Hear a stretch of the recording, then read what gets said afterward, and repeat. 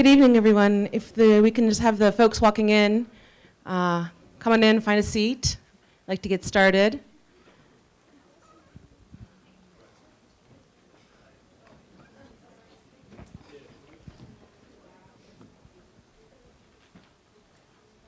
All right. Well, welcome to the final lecture in the School of Art's Visiting Artists and Scholars Lecture Series, Visual Art in the Age of Rapid Acceleration. We look forward to seeing you at our new series next year, which will be posted over the summer. This series is made possible by the School of Art, the School of Art Advisory Board Visiting Artists and Scholars Endowment, the College of Fine Arts Funds for Excellence, and the Center for Creative Photography. I am so happy to be introducing my friend Hasan Elahi, who is here with us today. Last couple of email exchanges I've been having with him, coming from airports in Brazil, Japan, Bangladesh, every other day. I'm like, exactly where are you going to be? And are you actually going to show up here on time? And in fact, he did. Hasan Elahi is an interdisciplinary artist whose work examines issues of surveillance, citizenship, migration, transport, and borders and frontiers. His work has been presented in numerous exhibitions at venues such as Site Santa Fe, Center Georges Pompidou, Sundance Film Festival, the Hermitage, and the Venice Biennale. Elahi was invited to speak about his work at the Tate Modern, Einstein Forum, the American Association for Artificial Intelligence, the International Association of Privacy Professionals, World Economic Forum, and TED Global. His awards include grants from the Creative Capital Foundation, Art Matters Foundation, and a Ford Foundation Philip Morris National Fellowship. He also received a Guggenheim Fellowship in 2016, and a fellowship, an artist residency from the Doris Duke Foundation for Islamic Art, and most recently, a Hugh Hefner Foundation for the First Amendment Prize. It's a little irony there. His work and himself, he has appeared at Al Jazeera, Fox News, the Colbert Report. He's currently Associate Professor of Art at University of Maryland, and in 2010, he was an Alpert McDowell Fellow, and in 2009, was a resident faculty at Skowhegan School of Painting and Sculpture. It is my great pleasure to introduce to you Hasan Elahi. Thank you. Thank you so much, Sama. Hey, can you guys hear me okay over there? All right, cool. So let me switch this over. So that's me. This is one of those interesting things because it wasn't really. First, thank you so much for having me here. This is really, really wonderful. It's great to see so many people come out. It's when I'm at the schools. It wasn't really that long ago that I was in one of these seats, kind of going, it's like, and then trying to think out my career path. And I kind of actually almost accidentally stumbled on becoming an artist. I never really intended on it, and it just kind of happened. But I remember very, very vividly towards the end of graduate school, back when, actually, it was back when the slides, and you had to hold up like 20 slides up to the light and things like that. And I remember, how in the world do I fill up one of these entire things of 20 slides? And then now I have the situation of how do I fit 20 plus years of work within 40 minutes? So this arrow will make a little bit more sense when I get to it. You can go to my, I'm only going to show you a couple of pieces that I'm working on in the last few years.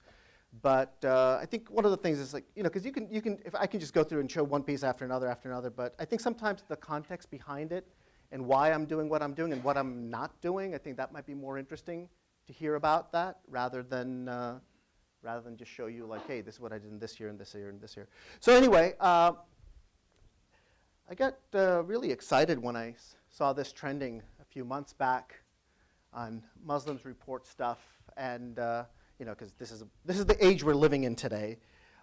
For background, during the second presidential debate, Donald Trump was asked what he would do to engage the Muslim community, and his response was that he would have people report stuff. So Mustafa Bayoumi, who's over at Brooklyn College, posted this tweet. I'm a Muslim and I would like to report a crazy man threatening a woman on a stage in Missouri. So this got really excited. I was like, wait a minute, it's like, and so when I saw the Muslims report stuff hashtag trending, I got really excited because this is one of those things that, it's like I've been doing this for the last 14 years.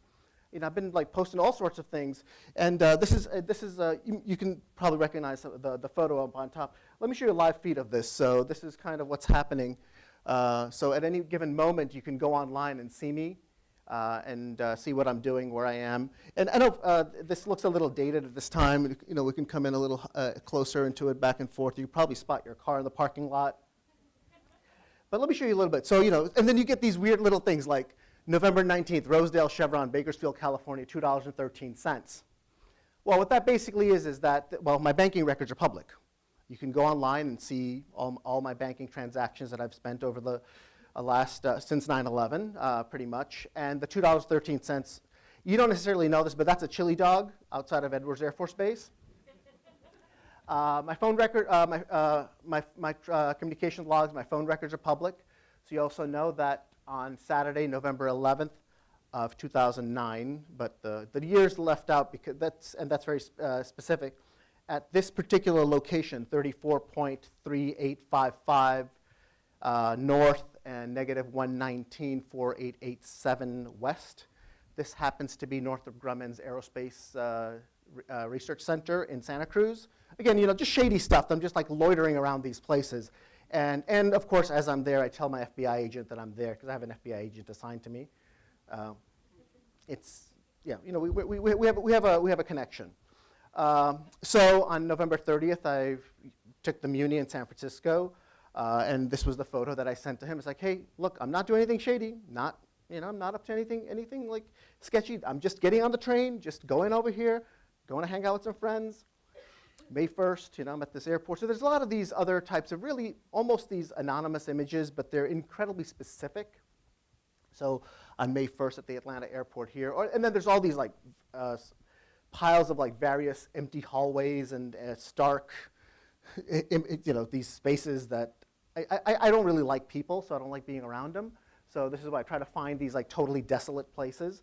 And then I'll also share my food and what I've been eating because they need to know what I'm doing. So on November 17th of, this is 2005, this is my favorite fried chicken place. It's next to the Newark Penn Station in Newark, New Jersey. So every time I'd actually go into Manhattan, I would stop at the train station and go downstairs and go get these munchies. And then, things like where I've been sleeping, the beds, these are all public. You can see it. This was at the Palace Station in Las Vegas, but, you don't really know what happened, but there's all these things about, I think in a way the bed is really an interesting metaphor. It's one of those, it's not even a metaphor, it's actually one of those red lines that a lot of people will say that, well, if you got nothing to hide, you don't have any issues, but the thing is the bed is one of those places that it doesn't matter. It doesn't matter whether you have something to hide or not. You do not want someone watching you sleeping. It's a very personal space. So this is about as personal as you can get with spaces and still yet be anonymous and in this case. And for good measure, I've decided to send all my toilets to the FBI because again, it was really one of those things that, they need to know. They need to know what I'm doing. Why am I sending this? Shortly after 9/11, I got reported as a terrorist, erroneously reported. Brown guy, Muslim.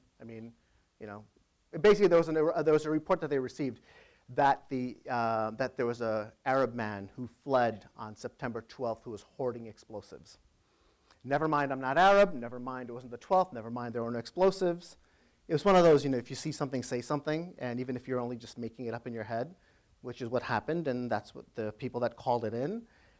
And once you're looped into this mess, you're never really out of it. You're kind of stuck in it forever. And so I had to spend 6 months going back and forth with the FBI, trying to convince them, look, I'm not a terrorist. And after 9 consecutive polygraphs and 6 months later, they said, well, you're okay. It's like, guys, I travel a lot, and all we need is the next guy not to get the next memo at the next airport. And how do we avoid this? And that was the point that my FBI agent said, here's some phone numbers. If you get into trouble, give us a call. We'll take care of it. So ever since then, before I would go anywhere, I would call him and let him know, this is where I'm going. These are the flights that I'm going on, or this is the train that I'm going on. This is what I'm eating right now. And those things, initially they were very formal. They were like, hey, what's your flight? Okay, Northwest 7, Seattle on this date at this time. Okay, no problem. And then, after you spend a significant amount of time with the same person, you build a relationship. So, I'd send them all sorts of things about, hey, this is, I'm going on, I'm on vacation this week in Cambodia, and the beaches are really nice, and these are the bars you should go to if you come out here. I'd give them all these like travel tips, and you'd always like, I would write them like thousands and thousands and thousands of words, and he'd always write back, thank you, be safe. So, it was a really unbalanced relationship. I mean, here I thought I was like connecting with someone. Here I'm like trying to tell him all sorts of things, and he's just like, thank you, be safe. So, it was like, I got kind of, it didn't feel good. You ever have that thing, you think you're really connecting with someone, and they're, but then they're just like not reciprocating in the same way. So, way back then, I decided to kind of like turn my phone, well, back then this was like, it was considered a smartphone, but they weren't that smart compared to now. It was an old Nokia 6600 that was about like, 3/4 inch thick, and it was like with those 9 buttons that you had to hit a whole bunch of times just to get like one word texted. Yeah, it wasn't that long ago, but so I basically took one of those and turned it into to a tracking device. I wrote this clunky code, and so it would actually send all these images. So these images were not only for the, initially it was created very specifically for my FBI agent. So he would know exactly what I was doing, where I was. But really, then it basically became something that anyone can monitor me at any point. So this way you can sleep easier knowing where I was and what I'm up to. So in a way, I've decided the best way to protect your privacy is by giving it up, or essentially by totally turning the whole apparatus upside down. There's 2 reasons here. One is the FBI, regardless, or any intelligence agencies, you're dealing with an organization where the commodity is information and restricted access to information. That's what makes it valuable. The fact that these classified dossiers have value because no one else has access to it. Now, if we borrow the simplest of principles of economics and of supply and demand and flood the market, so if I provide my information to everyone, then the information that the FBI has 0 value. Thus, it devalues their currency. I realize on an individual level this is purely symbolic, but if 300 million people do this, you'd have to basically rebuild the entire intelligence apparatus from the ground up, because everyone would have all the information. So that's one of the reasons. The other reason is also that by opening up every aspect of my life, I live this incredibly anonymous and private life. I'm telling you everything about my life, but yet I'm telling you absolutely nothing.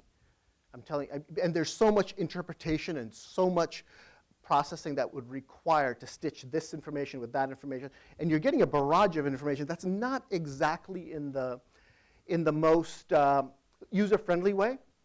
It's not indexed. It's indexed from my end of it, but from your end of it, you're just getting a dot here, a dot there, and another dot there, another bit of information there, another bit. These are all seemingly unrelated, but this is really how the intelligence agencies work. The FBI or an NSA, they get bits and pieces of information that are seemingly unrelated, but then they have to do the job of the analyst of threading all of this information together. So you, as the viewer, almost have to reenact the role of the FBI agent when you're going through this. And hopefully by the end of it, there's a realization that, wait a minute, this could be me. And really, and the kind of interesting thing is like, it's 14 years ago when I first started this project, people thought I was crazy. It's like, why in the world do you want to do this? Why do you want to tell everybody, what you're eating, or why do you have a photo of them, and why do you have this map on how to get to where you are? And then, not even like 10 years later, there's 1 billion people on Facebook alone. By the way, currently there's 1.6 billion people who are active monthly users on Facebook. And that's just Facebook, never mind all the other ones combined. 1.6 billion, that's essentially the largest country in the world. That is 300 million more or 200 million more than the population of China. This is pretty amazing. This is not an insignificant number of people who are participating in this daily sharing of everything. Now, let me go back over here. And so what I'm really talking about here is camouflage. It's data camouflage. I'm barraging you with so much noise that the signal is buried underneath. And I think this is the really interesting part in looking at the noise to signal ratio. I don't think today it's a possibility to detach and to withdraw. We're not going to give up our phones. We're not going to give up all of these nice things. I mean, we know, everything that we're doing online, everything's being tracked, everything's being monitored. But yet, the reality of today is that we're not going to give them up that easy, aside from just living in the woods and not associating with anyone. I mean, you really don't have much of an option. So, in a way, it's no longer just about being, it's not, even being off-grid raises suspicions. I mean, these days, there's no reason not to answer a phone call. I mean, it's not that you had your phone. I mean, when you text someone, it says, why are you not texting me back? It says, it read at 9:24 a.m. Or it says delivered. It's like, I know you got it. So you can't just say, no, I'm not. It's even in things like in Hollywood, it's throwing screenwriters off because that suspense of not being able to reach someone. Those storylines are gone. Our society has shifted so drastically in a way. But I want to show you this piece because this is a really early piece. And this was at a point that I was doing this project, or I did this work at a point where a lot of the stuff didn't necessarily piece together. And I think for a lot of artists, a lot of the work that we do often makes sense to us later. I mean, we do them for whatever reason, and we have some inkling of what direction we're heading. But sometimes it takes us a little bit of time to piece things together. But so when I was working on this piece, I was thinking about the ideas of camouflage. But not necessarily in the same way of camouflage in data that it's how it ended up today. But when we think of camouflage, we generally tend to think of warfare. And you tend to think of, the iconic camouflage pattern is that 1974 Woodlands pattern, which was, which was Warhol had used that in his work. But it's that a leafy pattern with the black and the green and the brown and the tan. I mean, that's basically was designed for 1974 Vietnam because that's what the jungle in Vietnam looked like. Historically, camouflage was used so the silhouette of the body, the soldier, so the enemy would not be able to distinguish between the soldier and the landscape and the background. So an interesting thing that happens is that when you look at the new camouflage that our troops are wearing, you ever notice that color? That greenish, grayish, pixely? It's pixel. It's actually inkjet printed. And it's actually designed at NATIC, at the Army's fashion design department. The Army doesn't call it the fashion design department. But for all practical purposes, it is the Army's fashion design department. And when you look at that, I mean, have you ever noticed trees that color anywhere? That gray, green, I mean, there's nothing around. I mean, you could argue this, maybe it's meant for urban combat. No, it's that weird color. And do you know why it's that color? It's so the enemy cannot distinguish between the soldier and the noise and the night vision goggles. So we've had a huge shift where previously the soldier needed to camouflage themselves into a physical space, into the landscape. We no longer have that need of that, and now we have a need for the soldier to embed into the machinery, and very specifically, the digital artifact of the machinery. And therefore, we have a confusion from the enemy on which is noise and which is the soldier. There's a total embodiment of that. And what you're looking at here, at first, it just seems like a modernist grid of photographs. But this is actually one of the early samples that the military created. And I went and took out each pixel and replaced them with photographs of current or historic places of conflict. So this little, can you see, you can't see my mouse over there, but this thing over here, this plate of ham, which just looks like just a boring old plate of ham. Well, that plate of ham was photographed in Guernica, the site of a brutal massacre. These two blue images right on top of that, those were photographed inside North Korea, north of the 38th parallel in the DMZ. This orange image over here, this is the anniversary, this is in Kiev, in the Ukraine, on the second anniversary of the Orange Revolution. There's also like really interesting little images, like this. There's this image over here. It just looks like a boring old office building with a flag hanging out of it. And that flag, it's a red stripe, a green stripe, and a red stripe. Quick world affairs quiz. Which country is this? It's, 3 horizontal stripes. Top stripe is green. Top and bottom stripe are green. Top and bottom stripes are red. Middle stripe is green. Which country is it? Guesses? No? Somebody? Okay, it's a trick question because this country doesn't exist. But okay, so we call it Transnistria. The Russians call it Prednistrovia. It's a breakaway republic of Moldova. It's a strip of land that's about 20 to 25 miles wide and about 150 to 200 miles long. But and so they have their own currency. They have their own judicial system. They have their own customs. They have like their own everything, except nobody recognizes them as a real country. But you need to go buy 20 cases of AK-47s. This is the place to go. And of course, I went there, and this is where I was telling my FBI agent, hey, by the way, I'm hanging out here this week. And he's kind of like, what are you doing there? I was like, I'm just hanging out for tourism. And he's like, nobody goes there for tourism.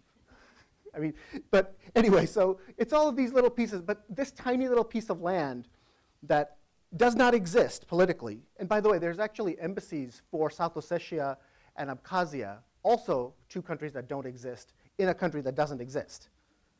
So it's like this political existentialism. It's like if I don't exist and you don't exist, but if you say I exist and I say you exist, then we exist. And I mean, it's mind-boggling that this tiny little piece of land, physically, it's there. We know it's there. I mean, that's where this tiny place has caused so much destabilization in the world, and yet it doesn't exist. So anyway, there's all these little bits and every image has a story attached to it. So, I mean, we could go on talking about it forever. But I think the key thing, so a lot of the work that I do is directly related to warfare. I mean, I was born right in the middle of a civil war in Bangladesh. I mean, I came here to the US because of, political situations in where my parents were involved in, and we had to come to the US for our survival in many cases. And this is not just my story. I think there's a lot of us, a lot of immigrant families that have come from war-torn countries. I mean, this is the reality of refugees. I mean, when you look at the refugee life in the U.S., and many of us have done very well, every single one of those stories is directly linked to a horrific war at the other end of it. And we tend to forget what the other side of these stories. So I'm really interested in how war affects art, and in a way of trying to understand art. So I ran across this document called Instances of Use of United States Armed Forces Abroad, 1776 to 2006. This happens to be a congressional document. So Congress, this is a report that Congress produces every year, and they update this every year. The reason it's 2006 is because that's the latest data that I had for the piece that I made in 2009. But this document is added on every year. And what it is that it chronicles every single use of US troops overseas. So basically, this does not include covert operations, and this does not include like normal peacetime purposes, like just troops just hanging out because the other country wanted them in our base. Like this doesn't include like US military bases in countries that we have agreements with. But these are basically every time we've landed our troops on a foreign country without that foreign country's permission.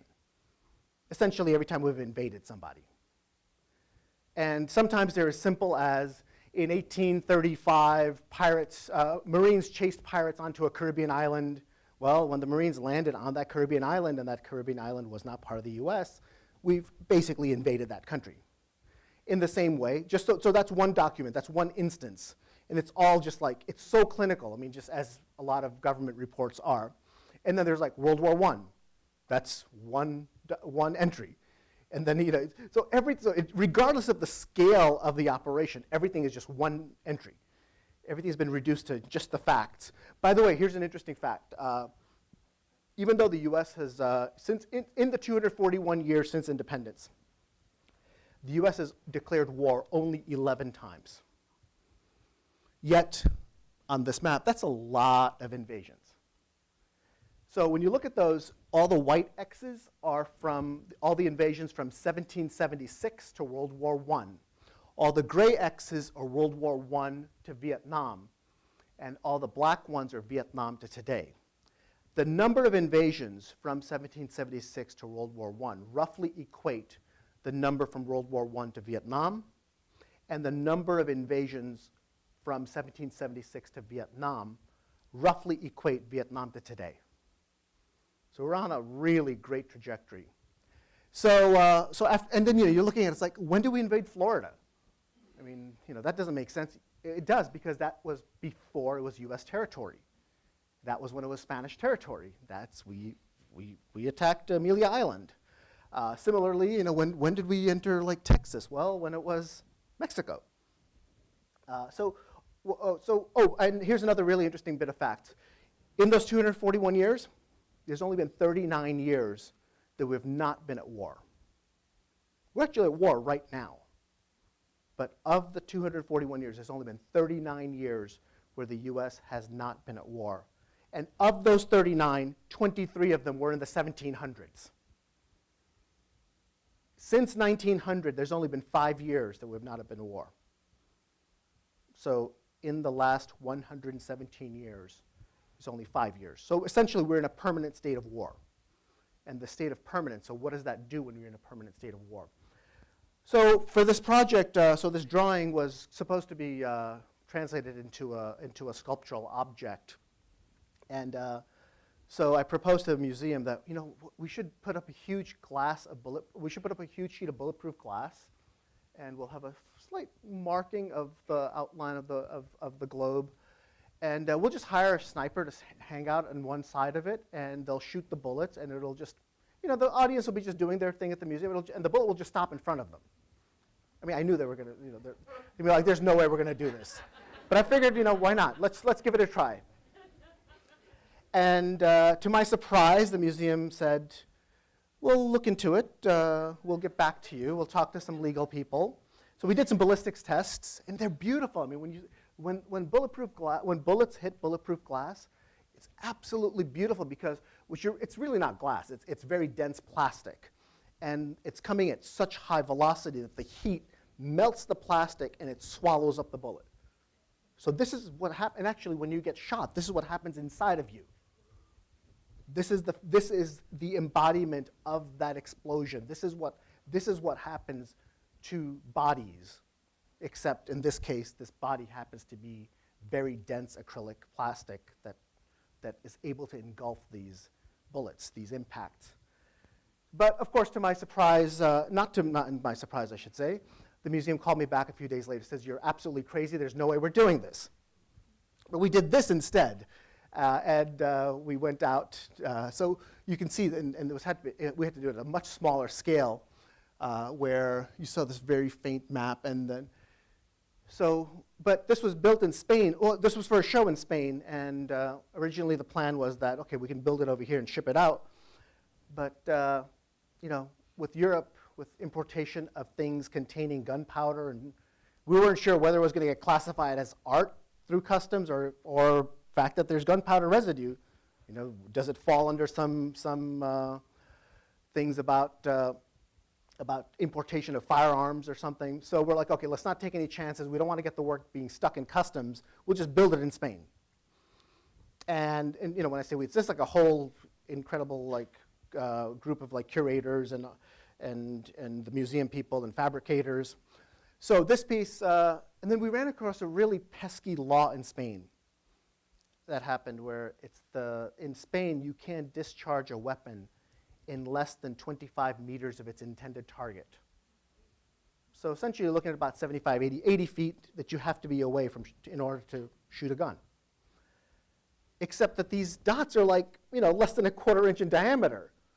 And how do you shoot 330 of them consecutively exactly on target from 80 feet away? And fortunately, the museum hired a few former Olympians. And these guys are scary. Of the 330, 326 of the shots are exactly on center. The 4 that are off, they're off by a 1/4 inch. And I'm just convinced I just drew them wrong. but when you look at, say, like, this is Central America right here, and you can see how many times we've hit Central America over and over and over. It's to the point where the glass gave out and fell apart. I mean, there was a literal wreck in the bulletproof glass. But given the number of invasions we've had in this area, you can only imagine the political ramifications and what happened as we are growing as a global context and as a global power. So another concept that keeps coming back and forth in a lot of my work is this idea of manifest destiny. This idea of this is ours, this has been given to us. And this was a project that I shot on top of Mauna Kea in Hawaii, which is it's actually the tallest mountain in the world if you count from the base of the mountain. Because Everest, even though it's quite high, the base of Everest starts at like 11,000 feet up, and it goes up. Most of Mauna Kea is submerged under the Pacific Ocean. So Mauna Kea basically, it just does one of these. It just keeps going and going, except the ocean's over here, but it's a massive mountain underneath. And interestingly enough, Hawaii is a really, really interesting shift of, it's a really interesting embodiment of manifest destiny because it's the last state to join the Union.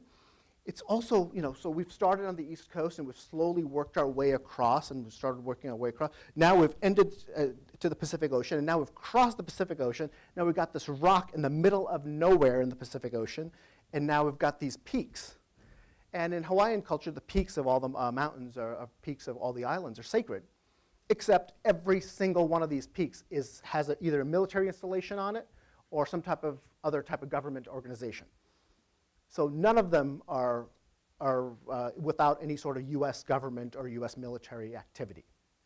And in these cases, most of them, so most of these are, in Mauna Kea specifically, there's all these scientific telescopes, which is just absolutely gorgeous. It looks like Mars up there. I mean, it doesn't even look like, it does not even look like Earth. And the other thing is, just as a tidbit, it's like you're going from sea level to 14,000 feet in under 40 minutes. So you get, because the road goes straight up. You just keep driving and you're driving and you're driving, and then you're at the top of this peak up there. But so I just love this thing of like, so here we've expanded, we've taken over, we've gone here, and now we're going outward and we're like looking outward into space.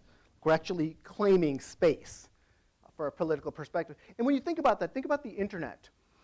Now, there are .us domains on the internet, but how often do you see them?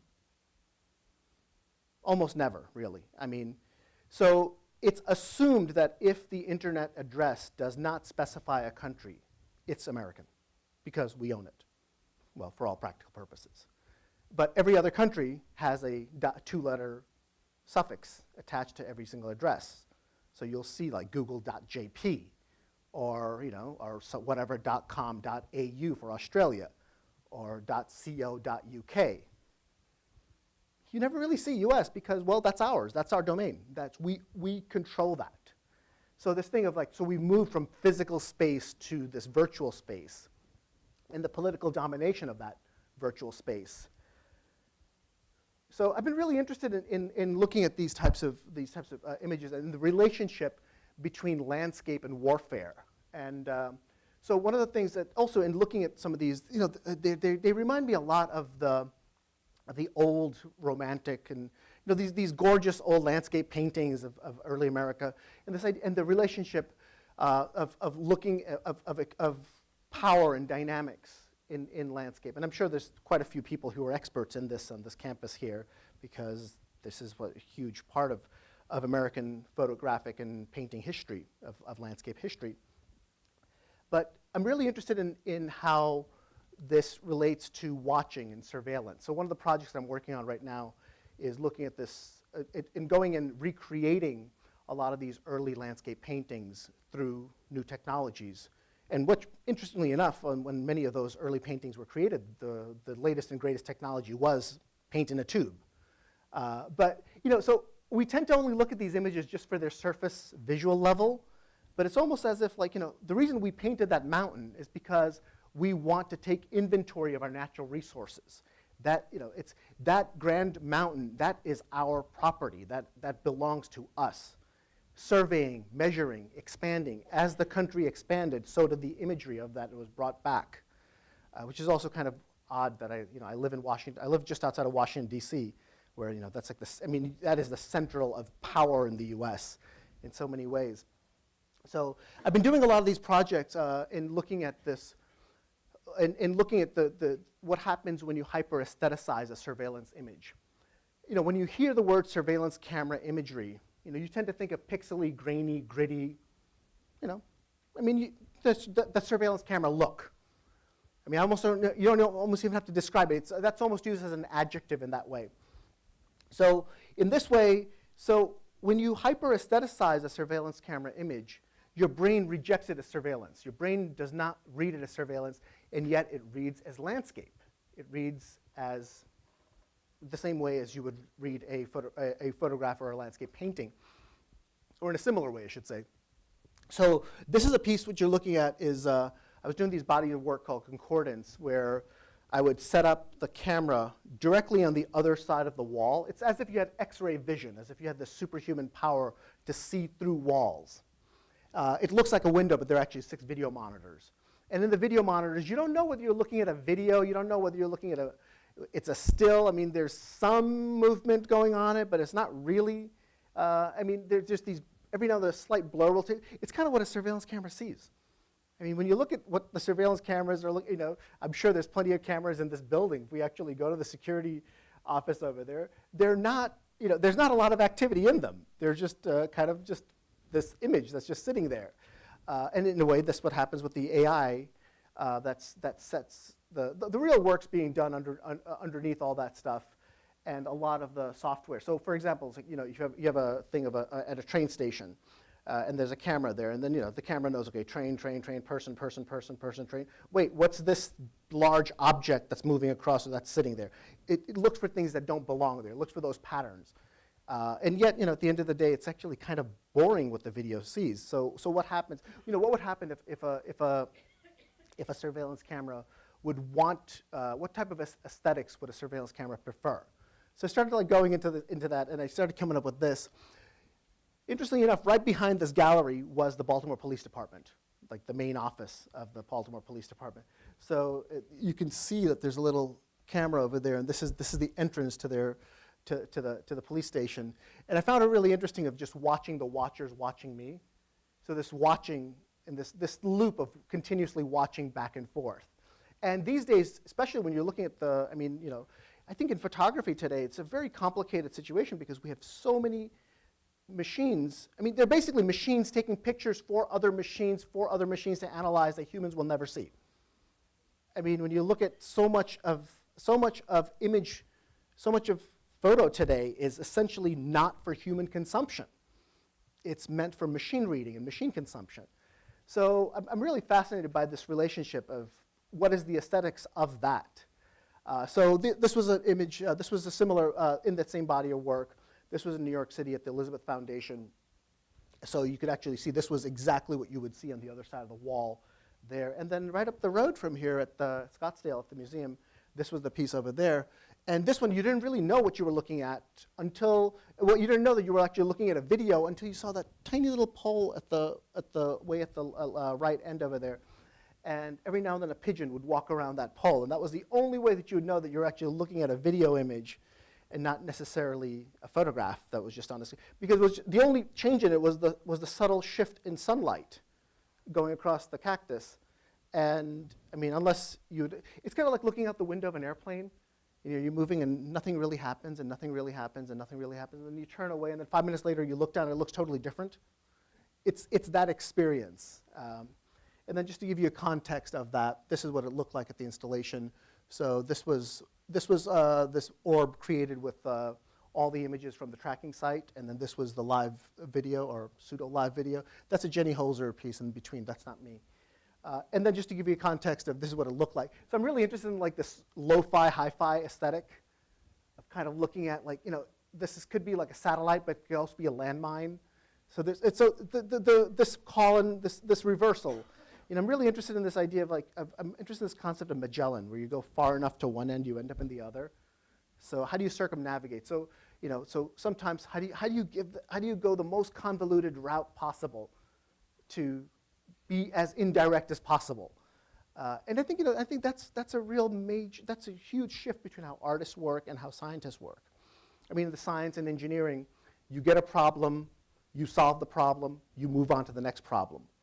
In the arts, you look at the problem, you explore it, and then you solve it another way, and then you try to solve it another way, and you try to solve it another way. So it's a very different way of working. And I think that's an incredible luxury that artists have that we don't necessarily have in other parts of the university. So this was a piece, I'm really interested in this relationship of Sputnik versus Landmine, this object that collects information, this object that destroys information, or destroys. Similarly, so when you have a huge pile of information, how do you calibrate the information? And I'm really interested in this thing of, the emergency broadcast thing. We don't even have that anymore.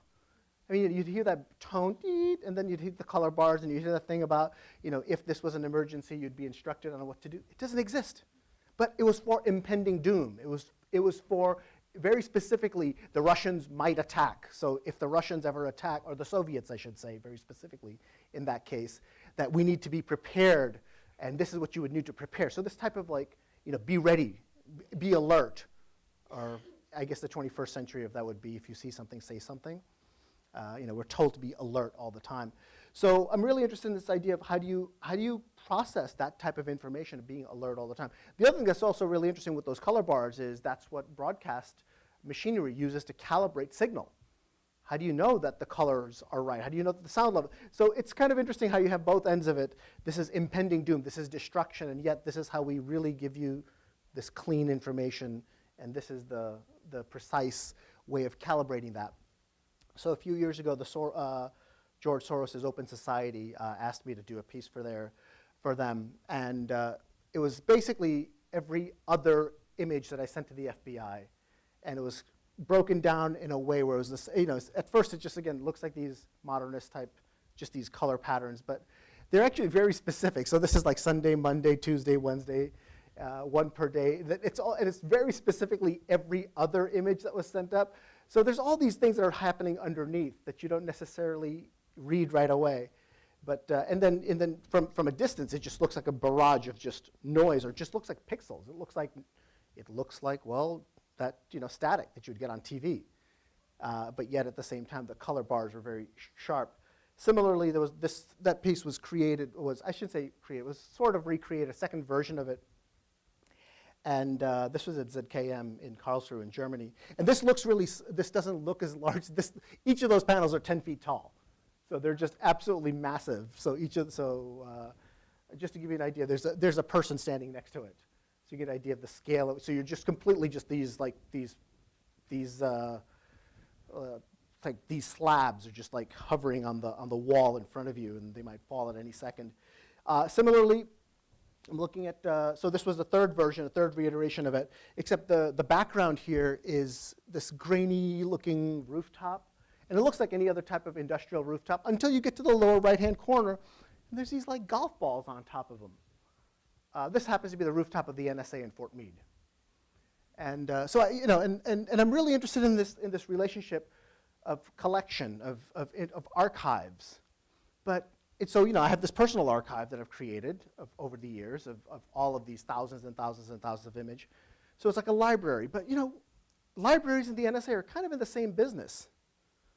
And they both collect information, except one has an outward facing and one has very inward facing. So the idea of the archive, the personal archive, and the restricted archive, and the relationship between the two.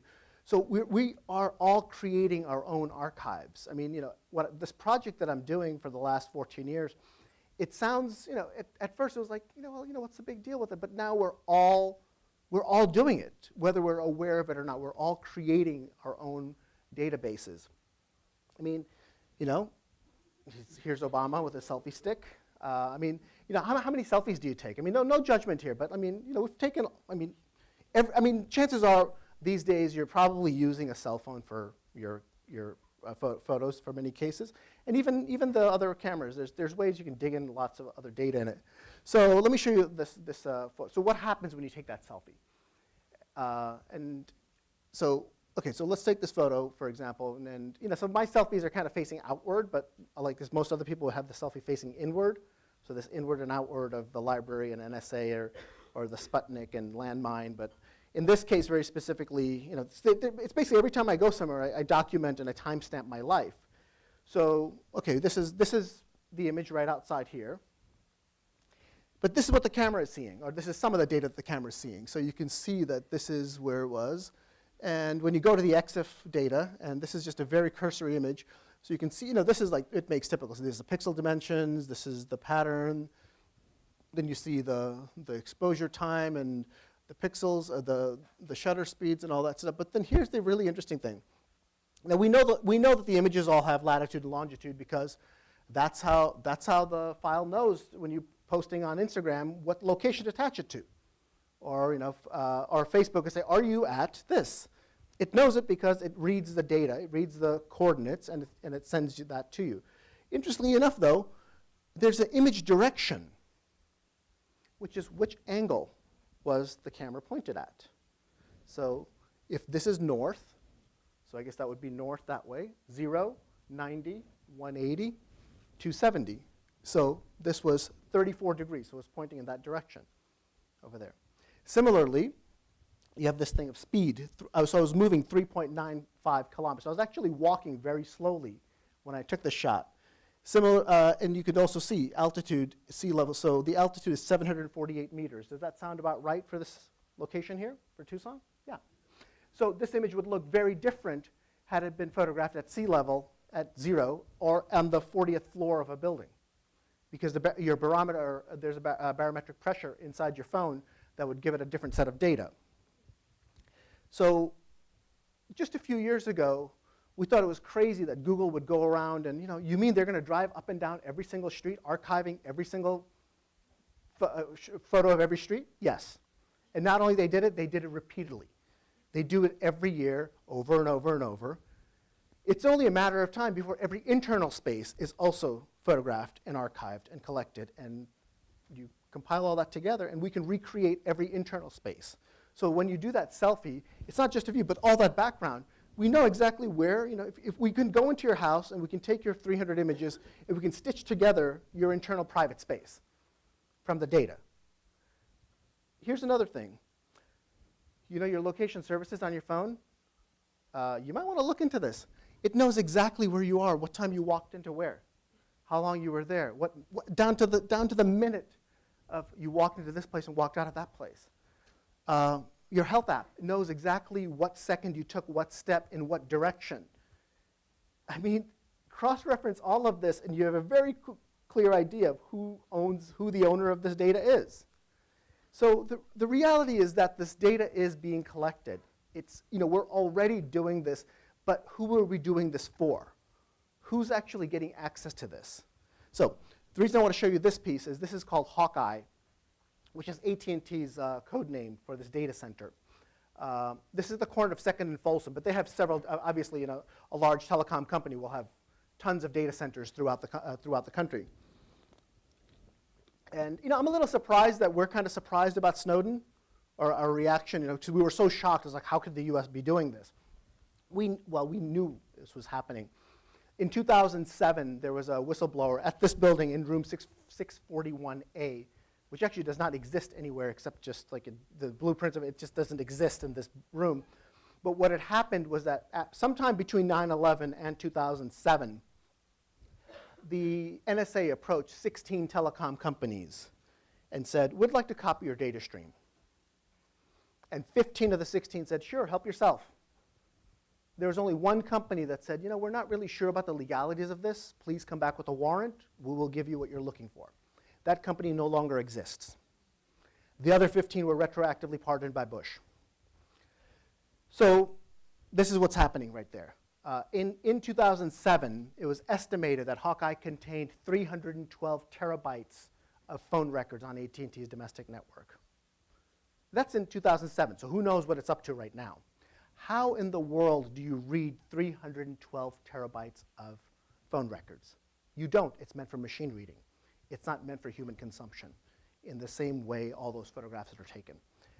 In the same way, we may not have the ability to read it right now, but as we're creating this archive, one day we will have the ability to process billions of these within milliseconds, if we don't already have that. So I'm really interested in looking at data and collecting data and watching and creating these archives. So I create my own archive of all the friendly folks that come see my website. I mean, if you're running a website, I very strongly recommend you look through your logs and see who's watching, who's coming in, and just taking a look. So, you can see all the people that have come in on various dates and various times. Things like Department of Homeland Security, Defense Intelligence Agency, Office of the Secretary of Defense, National Geospatial Agency, Department of Homeland Security, the Executive Office of the President. I made a nice, pretty little list so you can see all of them. Really, some sketchy 3-letter agencies, and most of them are around DC. I mean, I don't know why they come by, but they do come by. Maybe they're just curious. Maybe they're not. We don't necessarily know their intent, but they do come with, I mean, during the Bush years, they used to come with like crazy frequency. During the Obama years, it dipped down a little bit. I haven't looked too carefully to see exactly what's going on. I mean, we don't know exactly what's going on in Washington right now. Things are a little chaotic, but I mean, so a few years ago I moved to Maryland at the University of Maryland, and a lot of people just assume we're in Baltimore, which actually probably further complicates the fact that I live in Baltimore, but I work at College Park. But College Park, so this is our campus. And when you look at it, this is actually the Beltway right here. So here's 495, and here's College Park. So we're really inside the Washington, D.C. Beltway. This is the FBI headquarters. This is the CIA headquarters. This is the NSA headquarters. You triangulate the three, it ends up on our campus. We are, Vice Magazine recently named us the #1 most militarized university in the US. I mean, we've got to be #1 at something. But so, somebody's got to do all the work. Somebody's got to do the work for the NSA. So this is us. And I mean, it's an amazing place, but DC is kind of, it's, I mean, I love living there, but like, it's not exactly a low-rent district. I mean, it's a company town for all practical purposes. So I found this house, this piece of land, and this is really, I got really excited about it because if you look, the average listing price for zip code 21663 is $797,303. But this is $74,000 bucks. This is a bargain. I mean, $74,000 bucks for this piece of land in a place where the average is almost 800. Deal. And it's a little far from campus. It's about an hour and a half. It's on the Eastern Shore, which is a really nice it's a really beautiful, naturey spot. So it's over here, and it's this oblong piece of land. So this is where I was looking at, and check out that little driveway over there. Really nice at the other end. And there's this like fancy house at the other end over here. Belongs to this guy. So, and I want to thank Dick Cheney for launching my art career, because if it wasn't for Dick Cheney, none of this would be possible. So anyway, so I'm like trying to go see him. I'm trying to be his neighbor. And then, and by the way, up the road, so this is St. Michael's, Maryland. I don't know if any of you have been out to that area, but when you're in St. Michael's, when you leave the main road, which is Railroad Street, and Railroad Street splits, and it goes to Church Neck and Mount Misery. Yeah, and the reason it's called Mount Misery is because at the end of that road is the old, it was the Covey plantation. And Covey was a brutal slave breaker who, if you had a problematic slave, you sent him to Covey. In many cases, Covey would beat him into shape or sometimes beat him to death, thus the name Mount Misery. One particularly problematic young slave that was sent to Mount Misery was Frederick Douglass. The Frederick Douglass, that guy that's been getting more and more recognition, and he's doing a great and tremendous job. This is the house that Douglass began his rebellion. And we know how this story ended. This house belongs to Donald Rumsfeld today. So anyway, let's go back to our house. So this is going to be my little house that I'm going to build there, and this is Dick's home over here. Let me show you around the neighborhood. So this is the driveway. So as you're coming into Cheney's house, so he's got a 5-car garage. 2 of those garages go back pretty deep. So this is his swimming pool. This is his front room. This is his kitchen. This is where he sleeps. And this is where Dick and I are going to plot world domination. And I'm trying to build this in front of his house.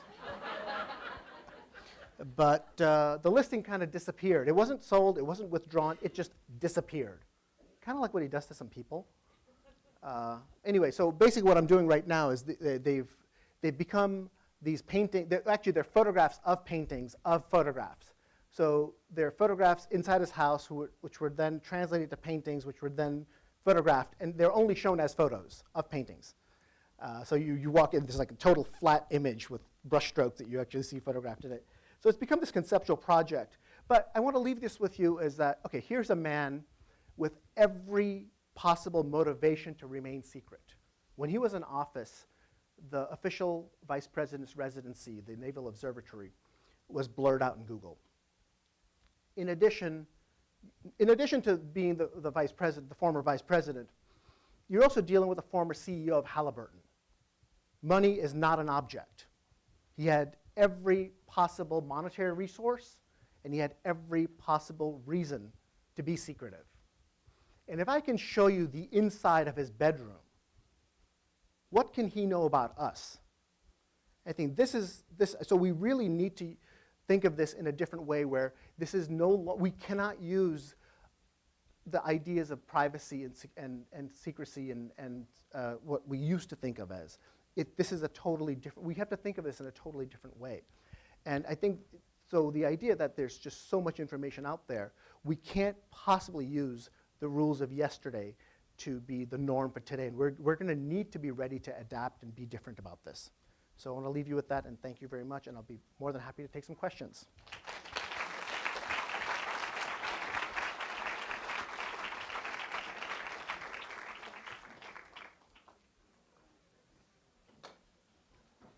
So we have time for some questions.